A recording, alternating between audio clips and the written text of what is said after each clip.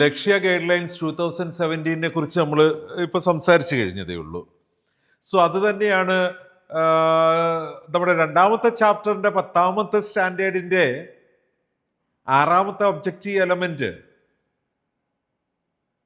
പണ്ട് നാട്ടിൻപുറത്ത് ഒരു പറച്ചിലുണ്ട്,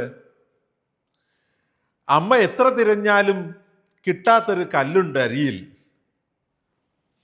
അത് ചോറ് തിന്നുമ്പോൾ അച്ഛന് മാത്രം കിട്ടാനുള്ളതാണ്. ബാക്കി കല്ലെല്ലാം അമ്മ പിറക്കി കളഞ്ഞിട്ടുണ്ടാവും, ഒരു കല്ല് അത് അച്ഛനുള്ളതാണ്, റിസർവ് വെച്ചിട്ടുള്ളതാണ്.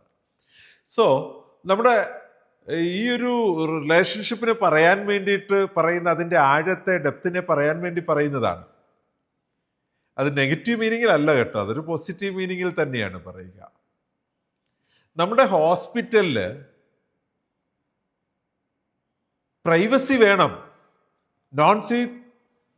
Non see through windows, curtains, ടേബിൾസിൻ്റെ ഇടയിലുള്ള വേർതിരിവുകൾ, അതൊക്കെ ഉണ്ട്. ലേബർ ടേബിൾസിൻ്റെ അടുത്തൊക്കെ കർട്ടൻസ് ഒക്കെ ഇടണം കേട്ടോ. അവരുടെ പ്രൈവസിയെ റെസ്പെക്റ്റ് ചെയ്യണം. പ്രഗ്നന്റ് വിമന് പ്രൈവസി ഉണ്ട്, അത് റെസ്പെക്ട് ചെയ്യണം. അതേസമയം തന്നെ കമ്പാനിയന് ഒരു പ്രൈവസി ഉണ്ട്, അവർ തങ്ങളിൽ ചേർന്ന ഒരു ഒറ്റ പ്രൈവസി ഉണ്ട്.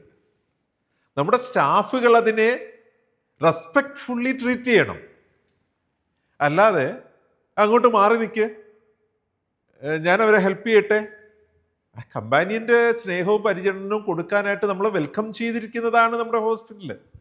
സോ നമ്മളുടെ 10ാമത്തെ സ്റ്റാൻഡേർഡ് COP-യിലെ ആ COP എന്ന് പറഞ്ഞ രണ്ടാമത്തെ ചാപ്റ്ററിലെ കെയർ ഓഫ് പേഷ്യൻസിലെ 10ാമത്തെ സ്റ്റാൻഡേർഡിലെ 6ാമത്തെ objective element, organisation treats pregnant women and her companion respectfully and ensure the privacy and confidentiality എന്ന സബ്ജക്റ്റിനെ കുറിച്ചാണ് പറയുന്നത്. സോ അവർക്ക് തനിച്ചും ഒരുമിച്ചും ഉള്ള പ്രൈവസിയും കോൺഫിഡൻഷ്യാലിറ്റിയും കീപ്പ് ചെയ്യാൻ നമ്മുടെ സ്റ്റാഫ് ശ്രമിക്കുമ്പോൾ അത് റെസ്പെക്ട്ഫുൾ ആയിരിക്കണം എന്നതാണ് ഇവിടെ.